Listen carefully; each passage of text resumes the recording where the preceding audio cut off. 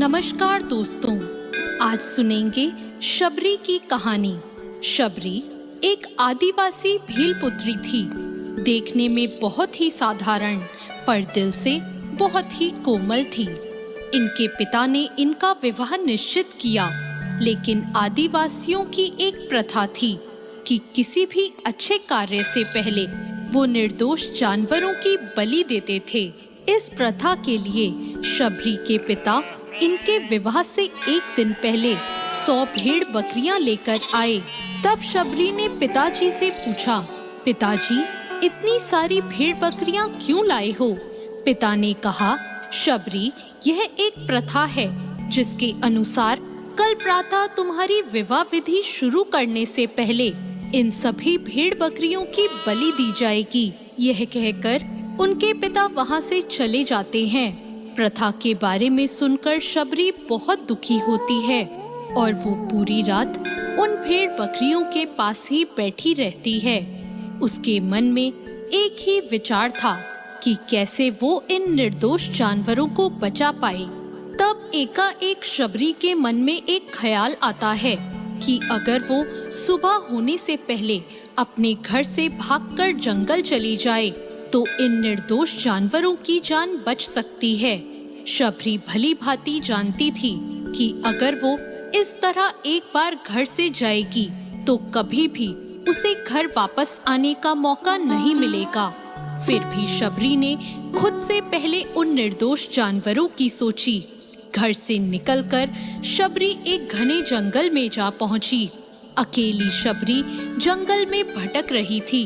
तब उसने शिक्षा प्राप्त करने के उद्देश्य से कई गुरुवरों के आश्रम में दस्तक दी, लेकिन शबरी एक तुच्छ जाति की थी, इसलिए उसे सभी ने धुतकार कर निकाल दिया।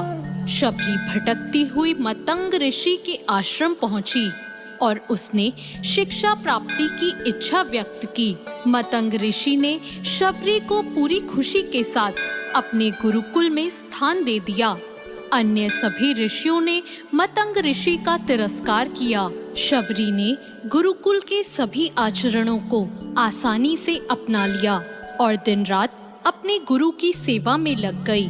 शबरी जतन से शिक्षा ग्रहण करने के साथ साथ आश्रम की सफाई, गौशाला की देखरेख, दूध दोहना जैसे कार्य, सभी गुरुकुल वासियों के लिए भोजन बनाने के कार्य में भी लग गई।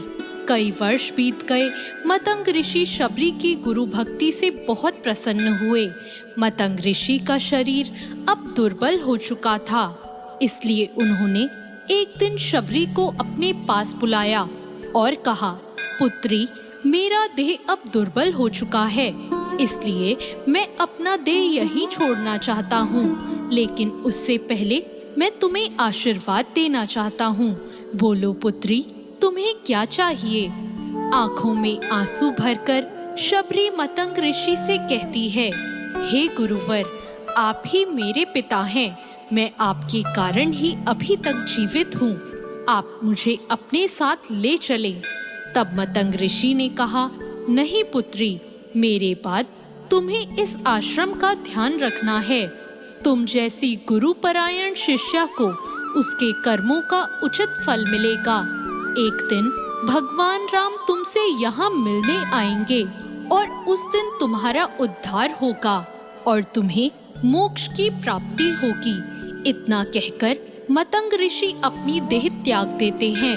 उसी दिन से शबरी हर रोज उठकर बाग जाती, ढेर सारे फल इकट्ठा करती, सुंदर फूलों से आश्रम सजाती, क्योंकि उसे भगवान राम के आने का कोई निश्चित दिन नहीं पता था।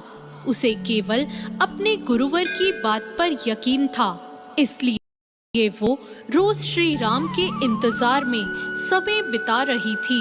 एक दिन शबरी आश्रम के पास के तालाब में जल लेने गई। वहीं पास में एक ऋषि तपस्या में लीन थे। जब उन्होंने शबरी को जल लेते देखा तो उसे अछूत कहकर उस पर एक पत्थर फेंक कर मारा और उसकी चोट से बहते रक्त की एक बूंद से ही सारे तालाब का पानी रक्त में बदल गया। यह देखकर वह संत शबरी को बुरा भला कहकर पापी पापी कहकर चिल्लाने लगे। शबरी रोती हुई अपने आश्रम में चली गई और उसके जाने के बाद ऋषि फिर से तप करने लगे।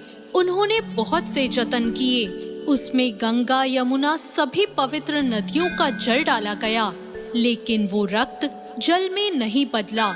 कई वर्षों बाद जब भगवान राम सीता की खोज में वहां आए, तब वहां के लोगों ने भगवान राम को बुलाया और आग्रह किया कि वे अपने चरणों के स्पर्श से इस रक्त को पुनः जल में बदल दें। राम उनकी बात सुनकर तालाब के रक्त को चरणों से स्पर्श करते हैं, लेकिन कुछ नहीं होता। तब श्री राम ऋषि से पूछते हैं, हे ऋषिवर, मुझे इस तालाब का इतिहास बताएं।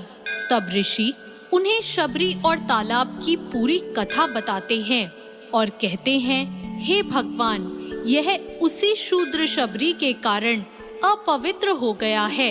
तब भगवान राम दुखी होकर कहते हैं, हे गुरुवर, यह रक्त उस देवी शबरी का नहीं, मेरे हृदय का है, जिसे तुमने मेरे शब्दों से घायल किया है। भगवान राम ऋषि से आग्रह करते हैं कि मुझे देवी शबरी से मिलना है। तभी शबरी को बुलावा भेजा जाता है। राम का नाम सुनते ही शबरी दौड़ी चली आती है। राम, मेरे प्रभु कहती हुई जब वो तालाब के पास पहुंचती है, तब उसके पैरों की धूल उस तालाब में चली जाती है और तालाब का सारा रक्त फिर से जल में बदल जाता है। तब भगवान राम कहते हैं, देखिए गुरुवर, आपके कहने पर मैंने सब किया, लेकिन यह रक्त भक्त शबरी के पैरों की धूल से ही जल में बदल गया। शबरी जैसे ही भगवान राम को देखती है, उनके चरणों को पकड़ लेती है और अपने साथ अपने आश्रम में लाती है। उस दिन भी शबरी रोज की तरह अपना आश्रम फूलों से सजाती है और बाग से चक चक कर सबसे मीठे बेर अपने प्रभु श्री राम के लिए चुनती है। वो पूरे उत्साह के साथ अपने प्रभु राम का स्वागत करती है और बड़े प्रेम से उन्हें अपने झूठे बेर परोसती है। भगवान राम भी बड़े प्रेम से उसे खाने के लिए उठते हैं। तब उनके साथ गए लक्ष्मण उन्हें रोककर कहते हैं, भ्राता, ये बेर झूठे हैं। तब राम कहते हैं, लक्ष्मण, ये बेर झूठे नहीं, सबसे मीठे हैं, क्योंकि इनमें प्रेम है और प्रभु श्री राम बहुत ही प्रेम से उन बेरों को खाते हैं।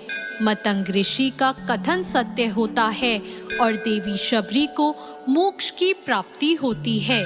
इस तरह भगवान राम शबरी के राम कहलाए। तो दोस्तों, कैसी लगी आपको आज की ये कहानी? ऐसी और कहानियों के लिए